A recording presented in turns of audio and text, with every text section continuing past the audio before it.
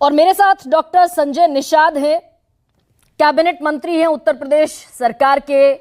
महेश वर्मा मेरे साथ हैं, बीजेपी के नेता। संजीव सिंह जुड़ रहे हैं, प्रवक्ता हैं कांग्रेस पार्टी के। नाहिद लारी खान, प्रवक्ता समाजवादी पार्टी।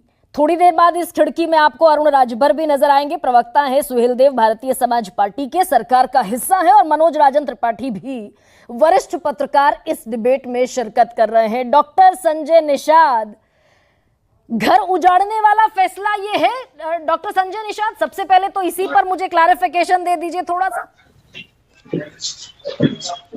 देखिए, बातचीत तो हमेशा राजनीति होती है और लोकतंत्र की स्थापना हुई है कि फूंक फूंक और पूछ पूछ ये दो बातों पर चला जाए तो निश्चित रूप से समाज का कभी कभी होता क्या है कि जल्दबाजी में तो फैसला हो जाता है, उसका जो है अधिकारी दुरुपयोग करते हैं और जनता के बीच में जाकर उसका गलत परसेप्शन करते हैं। उसके बहाने भ्रष्टाचार पड़ता है और गरीब परेशान हो जाता है। और गरीब जो है गाय उधर, कभी गुस्से में आता है गरीब तो उधर जाता है, कभी गुस्से में आता है तो उधर जाता है।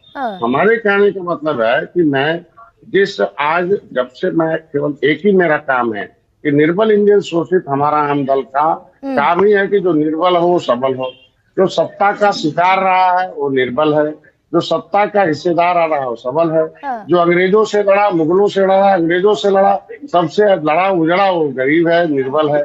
जो उनके आज के दिन में उनके बनाए हुए संविधान बनवाया लेकिन उसमें हिस्सा नहीं पाया वो निर्बल है, और जो संविधान के सहारे सत्ता में आए सबल है। तो मैं कहता हूं कि जो लड़ते रहे, criminal tribes and inquiry committee 1949 में कहती है कि ऐसी 578 जातियां हैं जो अंग्रेजों ने उन्हें कानून बना के उजाड़ा।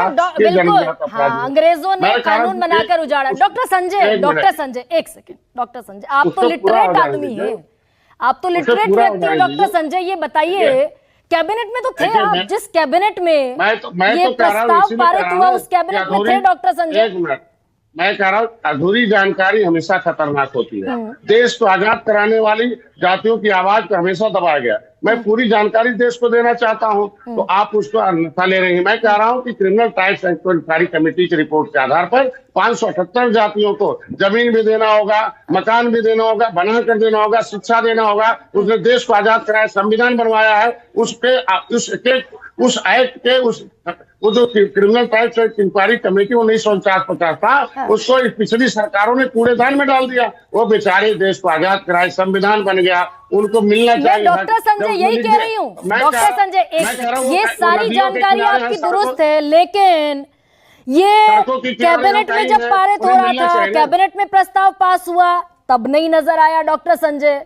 विधानसभा में पास हो गया तब भी नहीं दिखा, जल्दबाजी में निर्णय हो रहा है। ये विधान परिषद में अचानक दिखा। मैं विधान परिषद का सदस्य हूँ और विधान परिषद में आने के बाद अपनी राय रखा। हमने कहा कि भाई ये इस पे विचार होना चाहिए। नहीं, कैबिनेट में तो रहे होंगे आप।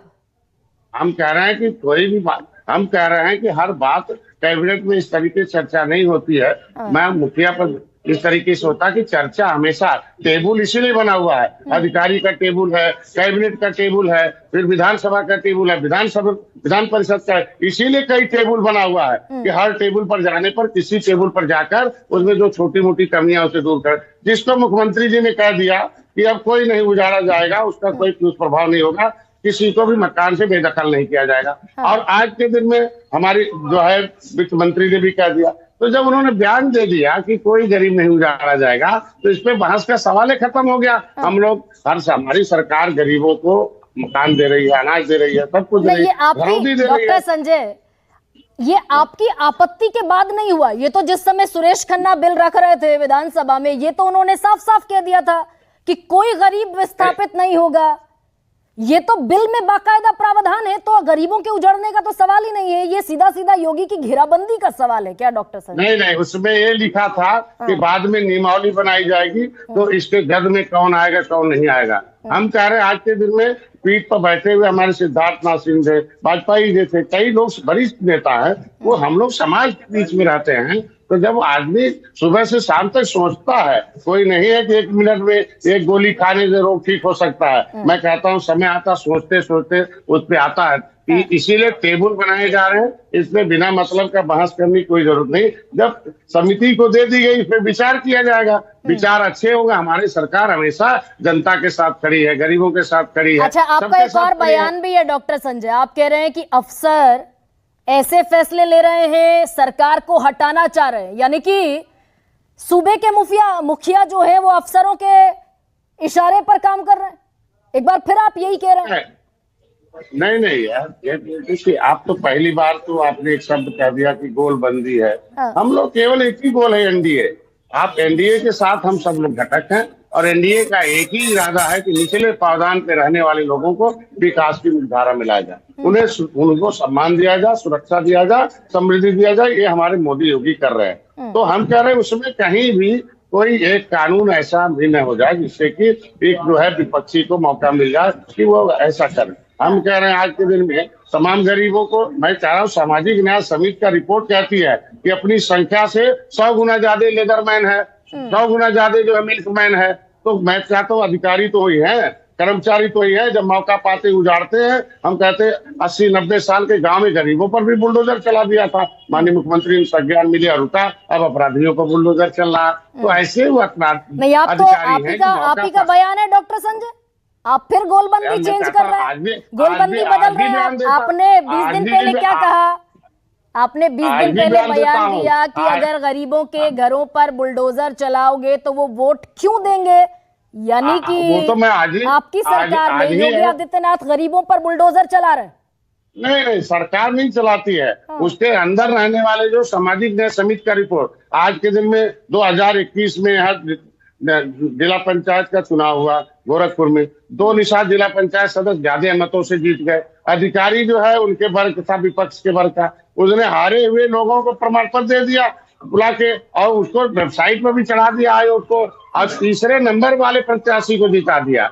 ऐसे कितने लोग करते होंगे। वो तो आंदोलन हुआ, जब पूरा संघर्ष हुआ, फिर जांच हुआ, इंक्वायरी हुआ, जेल गया, जेल में पूछा गया अधिकारी से, भाई आप ऐसा क्यों किए? उसने कहा भाई हमारी हम एक सोच के विचारधारा की पार्टी के लोग हैं, उसको चाहते हैं कि हमारे लोग नौकरी में आए, हर नेता में आए, फिर हमारी सरकार आएगी हम छूट जाएंगे। तो इस सोच के अधिकारी का बयान है। इसलिए मैं कहता हूँ कुछ अधिकारी ऐसे हैं जो हमारी सरकार को नुकसान पहुंचाना चाहते हैं। माननीय योगी जी के इस जो हमारा इनका बढ़ता हुआ कद है उसमें भी वो कुछ न कुछ खोट पैदा करना, बढ़ता हुआ कद। अच्छा डॉक्टर संजय, दिल पर हाथ रखकर एक और सवाल का जवाब दीजिए।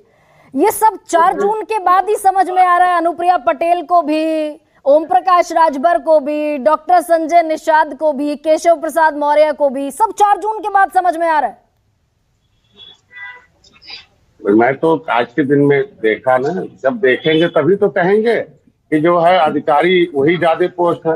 पता चला कि जो चुनाव आचार संहिता में जो है आचार संहिता लगा होता तो जो है सरकार जो है वो कुछ नहीं, सरकार 0 रहती है। आचार संहिता में चुनाव आयोग होता है। चुनाव आयोग में जो अधिकारी थे, यही मोदी